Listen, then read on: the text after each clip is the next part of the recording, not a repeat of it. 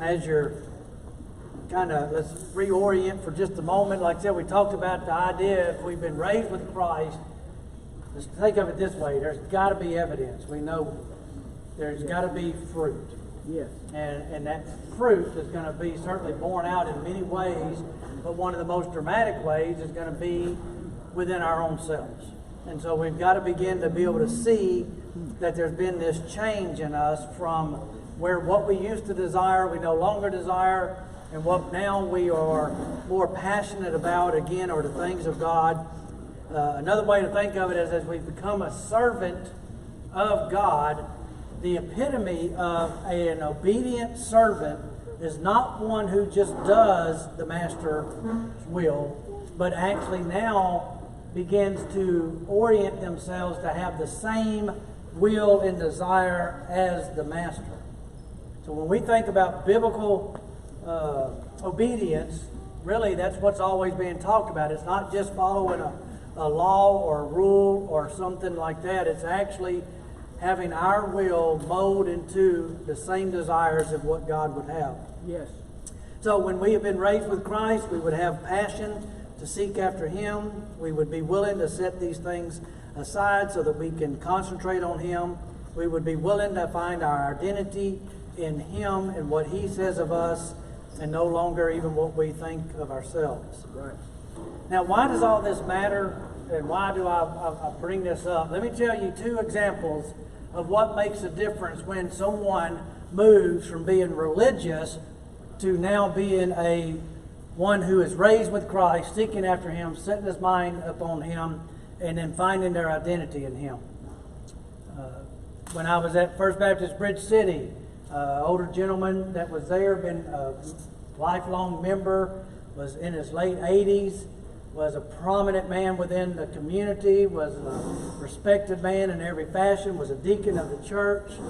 He was a home builder in the area and literally probably built about half of Bridge City. Wow. And he came and picked me up one day after I'd been there about 6 months and said, "I want to take you for a ride." And he was one of those guys, when he says that, you just say, "Yes, sir," and you get in the truck and you go. And so as I began to ride around with him, he kept bringing up as we went through the areas, and he would show me a house that he built and tell me the story of it. And then he'd say, bring up in conversation, he'd say, "Now," he says, "you keep talking about being different."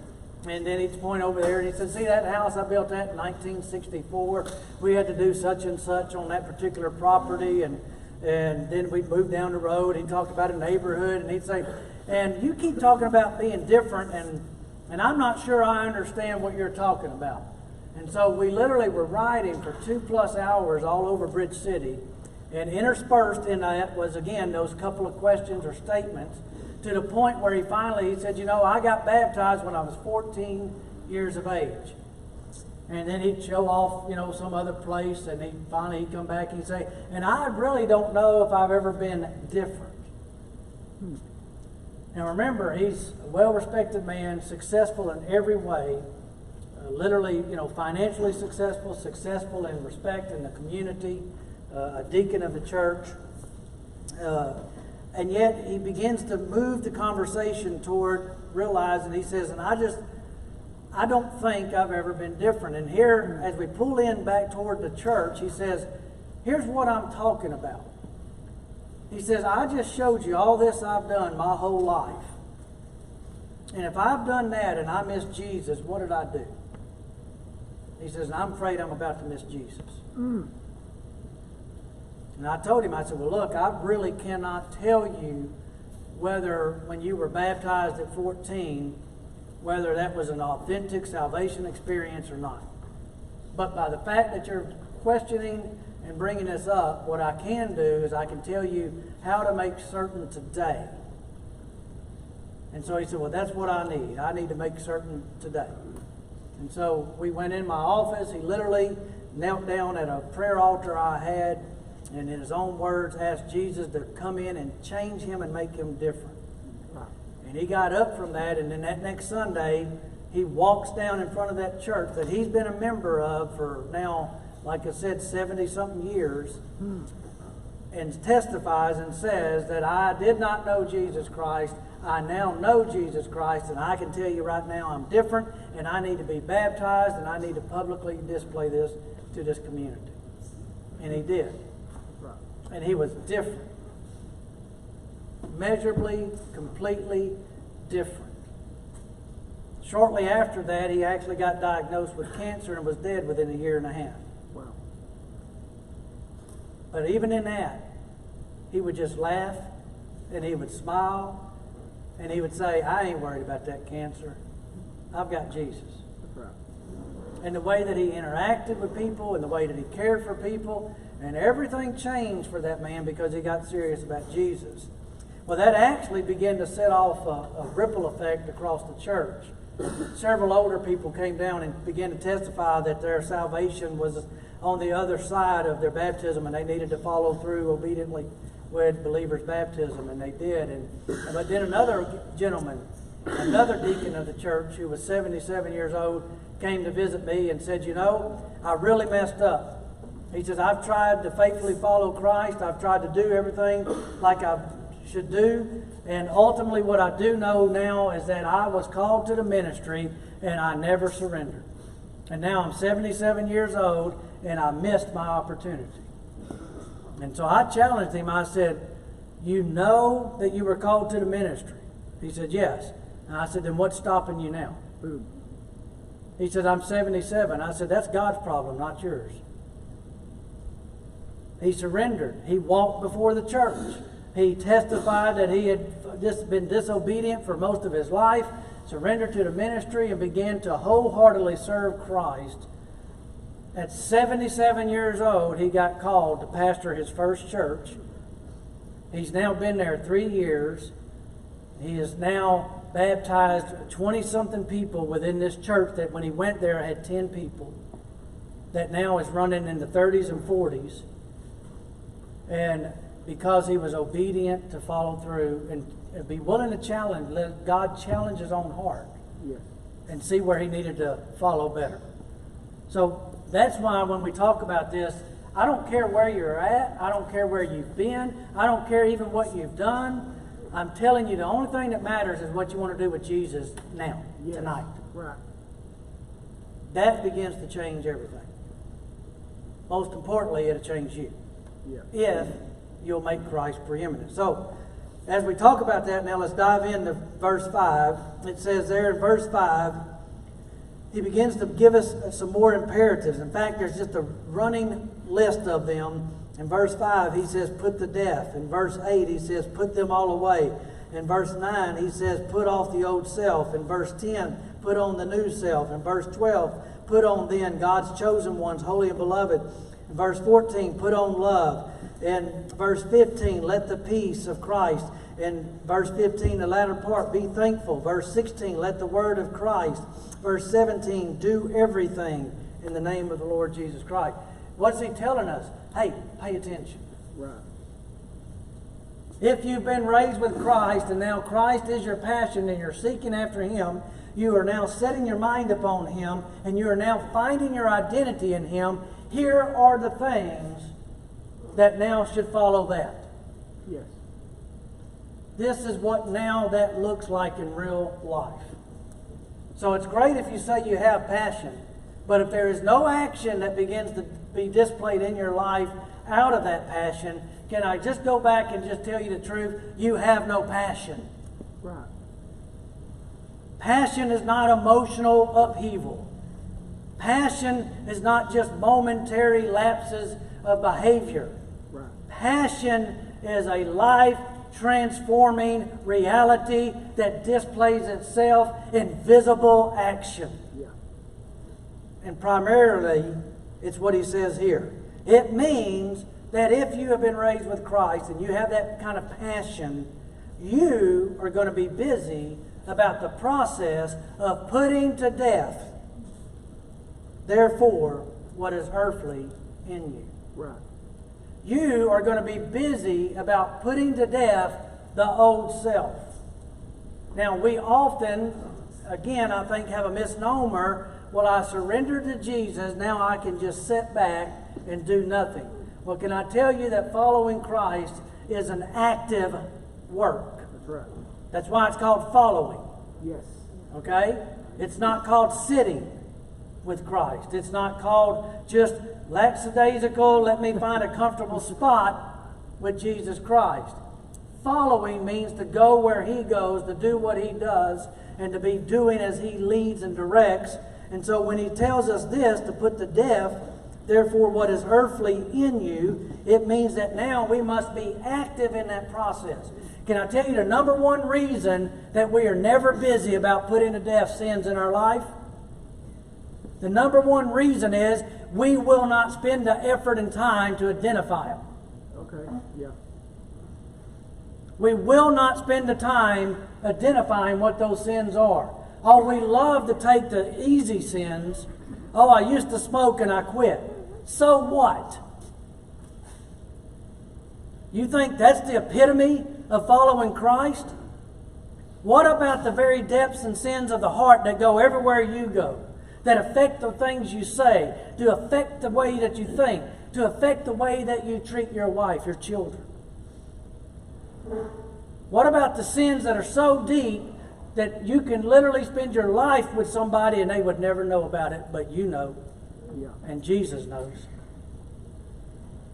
See, we're real good within the church about cleaning ourselves up on the outside, just like Jesus told the Pharisees, we love washing the outside of the cup.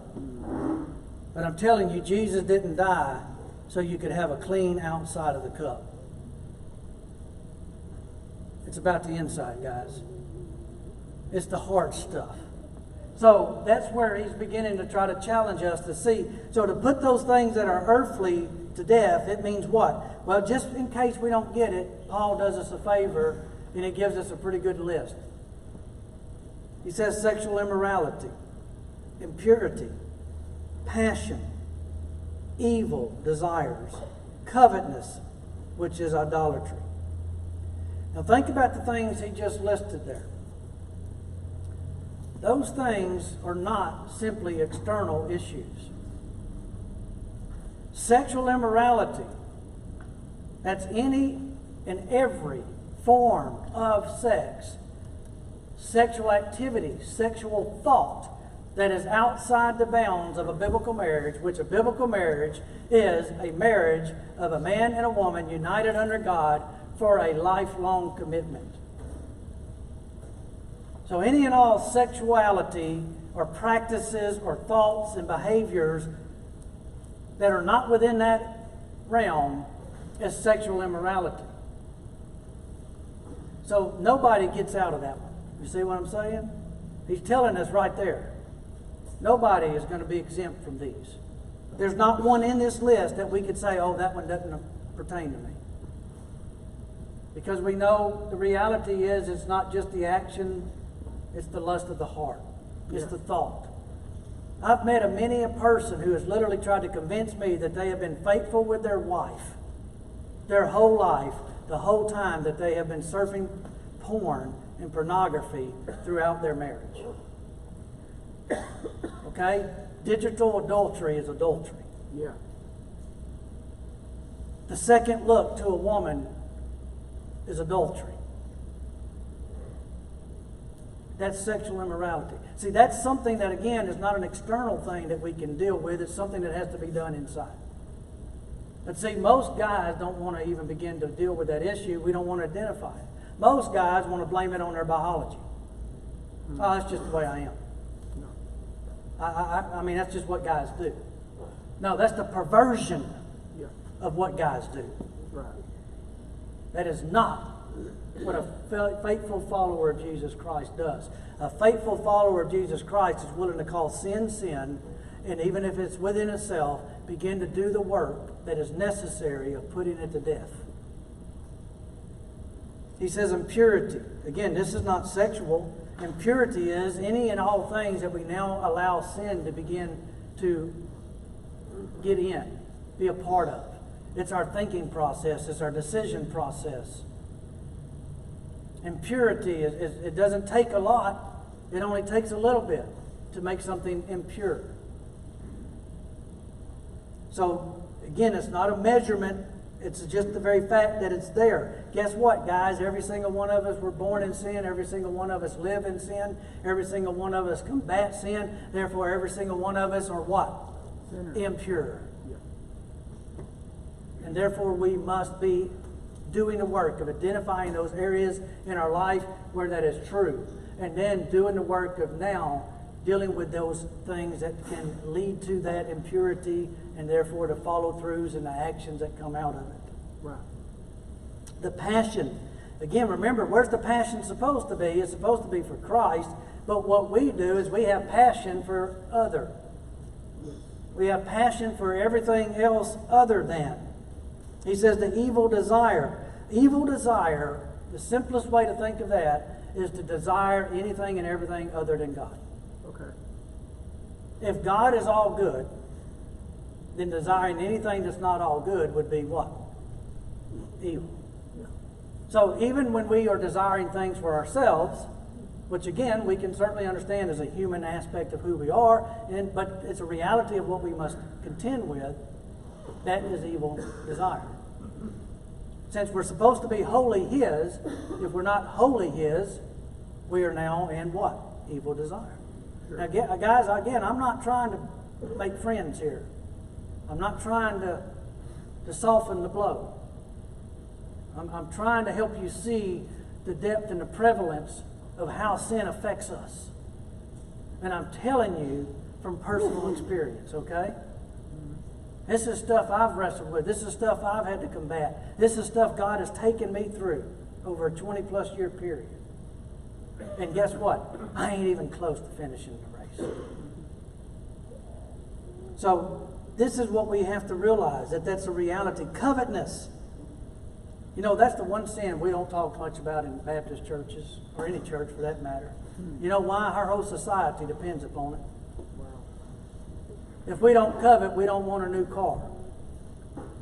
If we don't covet, we don't desire these other things. If we don't covet, isn't it amazing that we can talk about so many of the Ten Commandments and somehow we always forget to covet? Have you ever realized that if you go and read the Ten Commandments and you get down there and you see covet, what covet means is reset. Now, the first 9, you just did them because of covetousness in your heart. Wow. Yeah.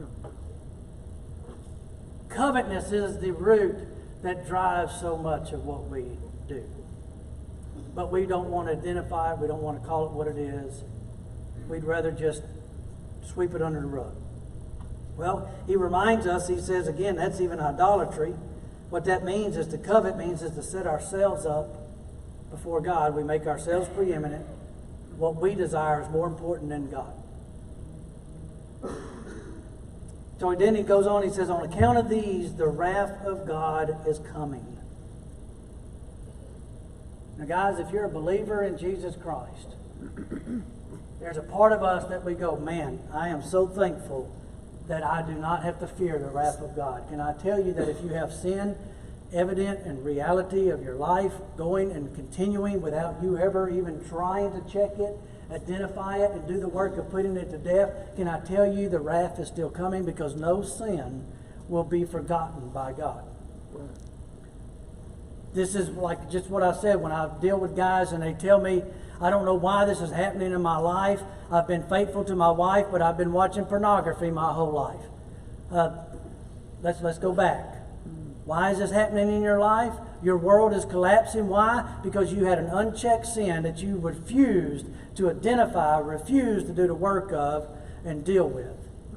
And you think God is going to let you make a mockery of who He is without calling you out? Have you ever wondered why our so-called super saints that are always on our minds, and we are always shocked when they show up and they have these sins in their life that, oh my gosh, you mean there's, oh no. Why do you think it collapsed? Because God's not going to be mocked that way. And if He'll do it for them, why do you think He won't do that in your life? Yeah. There will never be a secret sin that God will not use to eventually bring the light. And when it happens, it's going to be detrimental to you. And the worst part is it's going to be detrimental to the ones you love the most. Yeah. But you were too busy protecting your sin to worry about protecting the ones you said you loved. Wow. That's what we have to realize. If we're not doing the work of identifying and killing sin, God will. And I'm telling you, it's better to participate with Him, because when you participate with Him, the abundance of mercy, grace, love, forgiveness is all available. So He's warning us to not take this lightly. He says, "In these you too once walked when you were living in them." So the fullness of those things hopefully are still not controlling every aspect of you, but yet we still must do the work of making sure they have no ability to dictate anymore. You're right. So he says that you must put them all away. Now he gives us some other ones. He gives us just a few insights of what that would look like. And he picks on some things that, again, guys, I think are really meant for us real well. Anger. Yeah. Now, I know probably none of you have those issues. None of you ever get angry. You can have somebody cutting you off in traffic and you just wave at them and say, "I'm praying for you." You never get upset when those things happen in your life. No, anger is a real issue, isn't it? You know what we got to realize, guys, and this is one of those hard things. This is why we don't like to identify. Most guys don't mind admitting they're angry. Can I tell you the root of anger? Hurt. Hurt. The only reason you ever get angry is because you got hurt. Right. But see, guys don't want to say, "I got hurt." They would rather get angry. Okay. You'll never stop getting angry until you start being willing to tell yourself and even others, "That hurt me." Yeah. But that's how you kill anger. Because you quit giving it a lease on life. Mm. You call it what it is. I got hurt. He says there, then also the idea of wrath. Because then what happens with our anger is then all of a sudden is we attack. Because if we got hurt, we get angry. And when we get angry, now we're going to make sure what? Someone else hurts. Right. Whoever that is. Doesn't matter. It can be the person that we adore the most. But if they hurt us, we get angry, we act wrathfully, now we hurt them. Or malice. The will of wanting to see someone hurt deeply. Real intent to do harm. Slander, obscene talk. That's not just poor choice of words. Obscene talk is just tearing someone else down.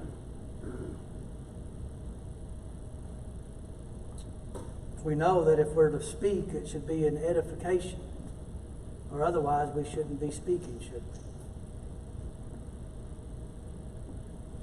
He says, "Therefore, do not lie to one another, seeing that you have not put off the old self with its practices, and have put on the new self, which is being renewed in knowledge after the image of His Creator." So what is he saying? These things, when they crop up in our life, when they happen, when we have this momentary anger, when we all of a sudden have that image or thought of sexual immorality, or these things are actually telling us something. Every sin in our life tells us something. Every sin tells us in that moment Christ is not preeminent. Right. If Christ is preeminent, where is room for sin? And so what we end up doing so often is we actually begin to try to battle sin, and the answer to sin is to love Christ more. Right. If we make Him preeminent, there's no room for these sins to stay. That's right. Another way to think of it too is often what we have done is we all have our pet sins. Yeah. You know, that sin that you don't talk about, your best friend doesn't know about, your wife doesn't know about. That sin that probably you hope to get through your whole life and no one ever knows about. But that sin that you try to contain. That sin that you keep in a cage, that you keep out of sight. That sin that now when no one else is around, you bring it out and you pet it. You say, hey, how are you been? I'm sorry I haven't been able to visit you lately. But, just be patient. There's coming a time and there's coming a day. The wife's going to be out of town. No one's going to be around here next weekend. Those sins that we love, that we just hold on to. And until you're willing to start saying, you know what, that pet sin has got to die. Even though that pet sin has been the way that I have medicated my life, I've tried to get through hard times. I've used it to overcome areas where I don't feel secure. I've used it to try to bolster myself, and I've gotten in this cycle of using that sin and feeling now horrible about it, but now the solution for that sin is more of that sin. It's time to call it what it is. It's a sin that we're protecting that needs to be dead. Yeah. So he's telling us to do this because that's what it's going to take to put off the old self with its practices. Remember, the practices are the result of the old self. It's the old self that needs to die, Yes. so that now the practices die with it. Good. And then he says there to be renewed in the knowledge after the image of its creator. What is that, again, telling us? To get Christ where he belongs. Yes. To get our focus on him. To make sure that we see him instead of our pet sin. Or we see him instead of ourselves. We see him instead of the other things that we would desire. He says, here there is not Greek or Jew, circumcised or uncircumcised, barbarian, Scythian or slave or free, but Christ is all and in all. What's he telling us? What he's telling us is that right here we have a very diverse group between age, backgrounds, economic status. What he's telling us is this is not an issue for a select group. This is an issue for every walking, living human. Yes. Every walking, living man. Every single one of us need more Christ. That's right. Because that's the only answer to all the sin in our life. Right. He says in verse 12, he says, then put on then God's chosen ones. Now, as God's chosen ones, we are to be putting on these things. We just went through this wonderful meal, and I noticed a few guys made sure that they had enough steak first before they bothered to worry about the mashed potatoes or the green beans. Because they wanted to make sure they had the best stuff before the mashed potatoes and green beans, because, even the way the food got set out, you don't start off with the mashed potatoes and green beans, because then you would take up your plate space and you wouldn't have room for that steak. That's right. And my dad and I love when my brother and I, we can take him to buffets. My dad loves to eat, and my mom doesn't like him to eat. So we take him to buffets when we get him on trips and stuff. And I love to watch my dad eat because, when they do the buffet lines, they always like to have the salad and the veggies and some of that stuff up front, and then they'll have a few meats and more veggies. But then the real good stuff's always where? Down on the end. And my dad will literally, somewhat embarrassingly, walk past everybody and break in line down there at the end so that he has a full plate so that he can load it up with meat. I mean, he'll put fish, he'll put meatloaf, he'll put a pork chop. That thing will be overloaded with meat. There won't be one vegetable on that plate. And when he goes and he sits down, he is going to eat every bit of that meat. And if he's still hungry, he might go back and get a salad.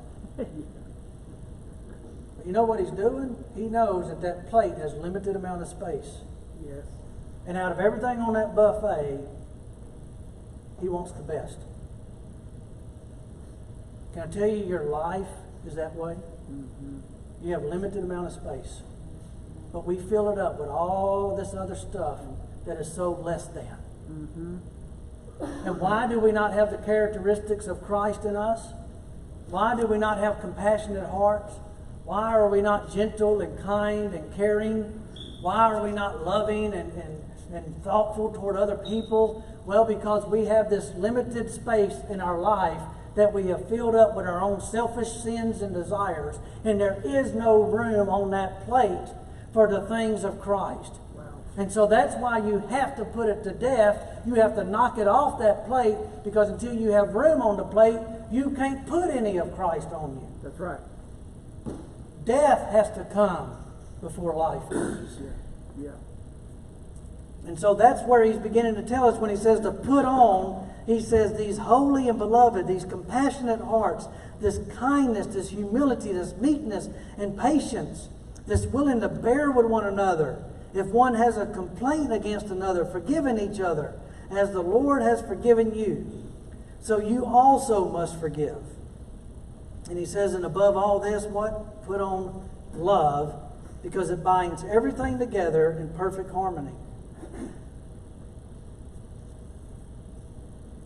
So, how do we put these things on? Well, it's the same picture, even when we know he uses the picture of dress later in other passages. Until we take the old off, we can't put the new on. Until you're willing to do the work of identifying those areas of your life that you know you're not happy with, and Christ certainly isn't happy with. And if other people knew about it, you would be ashamed of. It's time to say no more. It's got to die. Because I want more of Jesus than I want of sin. And therefore, with that, we now make room for a compassionate heart. Instead of getting angry, we begin to, when we've been hurt, we identify that we got hurt, but now we begin to think through what that person is going through in their life and why they would have acted that way. And so now we can respond in a compassionate way, a caring way, a godly way. He says there to be kind, to have that kindness. Can I tell you something about kindness? We have a misnomer about it. You cannot be kind to someone who deserves it. If they deserve it, it's not kindness. Okay. If a buddy comes and helps you work on your car, and then he calls you later and says, my car is broke down on the side of the road, and you go and get him, can I tell you that's not kindness? That's reciprocal behavior. Okay? That's friendship. Kindness is the guy that cussed you out, insulted your wife, and unleashed his dogs on your children, calls you and says, I'm broke down on the side of the road. Would you come get me? And you say, yes, I'll be there in just a moment. Wow. That's kindness. Can I tell you, that's what Jesus did for you. Yes. You didn't deserve his kindness, and nobody else can deserve yours. So to be kind means to be acting outside of yourself for the benefit of someone else, for the glory of God. So we got to make room for that, but to do that, we have to kill things in us. What does that look like? Well, humility. We have to be humble. We have to quit thinking of ourselves. We have to kill that covetousness, that selfishness, that meekness, that strength under control. Just because you can do something doesn't mean you should do something. Just because Christ could come off the cross, he chose not to come off the cross. Why? Because restraining his strength was a benefit for us. Restraining your strength often can be the benefit for someone else. Good. He says there to be patient. And again, we struggle. Patience means to place others before us, bearing with one another. He says if we have a complaint, forgive. Can I tell you, forgiveness doesn't take place when someone asks for forgiveness. Forgiveness takes place the moment you begin to choose, I was wrong, I forgive them, and whether they ever ask or not, it's settled in your mind. Wow. Jesus went to the cross long before you ever said, will you forgive me?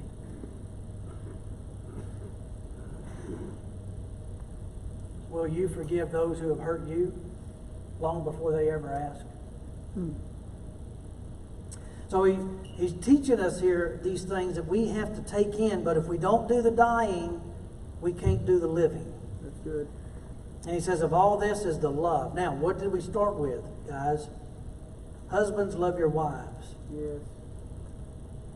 We can't love our wives well until we get these sins out of our life, until we begin to draw in more of the characteristics of who Christ is, and begin to able to take those in deeply within ourselves and our own hearts so that they become our second nature. And then guess what? We do love our wives well. But we don't love our wives well because we tried better at loving our wives. We love our wives well because we now have placed Christ as preeminent. Yes. And we love him well. Yes. He says, let the peace of Christ rule in your hearts, to which indeed you were called in one body, and be thankful. Let the word of Christ dwell in you richly, teaching and admonishing one another in all wisdom, singing the psalms and the hymns and the spiritual songs with thankfulness in your hearts to God. Guys, do you praise God? I'm not asking, do you sing a hymn? I'm not asking if you raise your hand during the song service. I'm asking, does your life reflect the reality of thankfulness for who he is, what he's done in you, and what he's promised to do in you? That's good. He says, now, what is that going to look like for us if we've been raised with Christ, if we're seeking, setting, and hiding in him? Well, whatever we do, in verse 17, whether it's in word or whether it's in deed, we're going to be doing these things in the name of the Lord Jesus Christ. And we're going to be doing it with praise. We're going to be doing it with joy, giving thanks to the God the Father through him. And the outflow of that is husbands. Husbands who naturally don't love are now going to love. Right. What is the picture of Jesus to the church is what? Is the sacrifice. I really don't know if I've ever had a guy say, well, I would never take a bullet for my wife. Most guys would say, I'd be willing to take a bullet for my wife. But I'm not asking if you would be willing to die for her. I'm asking, would you be willing to live for her? Would you be willing to live out Christ fully for her benefit, for your children's benefit, for your church's benefit, for your community's benefit, for your co-workers' benefit? Are you willing to say, I no longer matter, Christ matters, and therefore everyone that I come in contact with can benefit? Because I have been so loved, now I can love. That's good. Guys, we must be transformed. And where we're not transformed, it tells us something. Where we're struggling, it tells us something. It actually tells us where to engage the battle. It actually tells us where to go to work. If you have a leak at your house, what do? You spend time hunting down where that water's coming from so that you can find that point where now is the broken pipe. And now what does that tell you? It tells you this is where I need to go to work. If you are leaking sin all over the place, what does that tell you? It tells you there's where you go to work. Yes. Are you ready to go to work? Because we're not doing it for our glory. We're doing it for his. That's what matters, guys.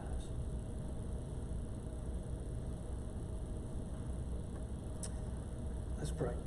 Lord, again, we just thank you for this day. We thank you for this time together. And Lord, I do pray that you will just continue to speak to our hearts. Lord, I pray that tonight, through your Holy Spirit, that, Lord, you identified for people those areas that you've been wrestling with them with, seeking to have them acknowledge and repent of. And that, Lord, that you would honestly not give them a night's rest unless they do. Mm. Let it be a no holds barred night, Lord. I need it. And every one of these men need it. And so, Lord, I'm praying that you will not only call us, but convict us and then change us for your glory. Lord, we do want to be faithful followers of you. And Lord, we can't do it in our strength. We only can do it by surrendering to you. We only can do it by letting our mind, our heart, our soul, our body do as your word says. To love you completely. So Lord, help us to do that well for your glory in Christ's name. Amen. Amen.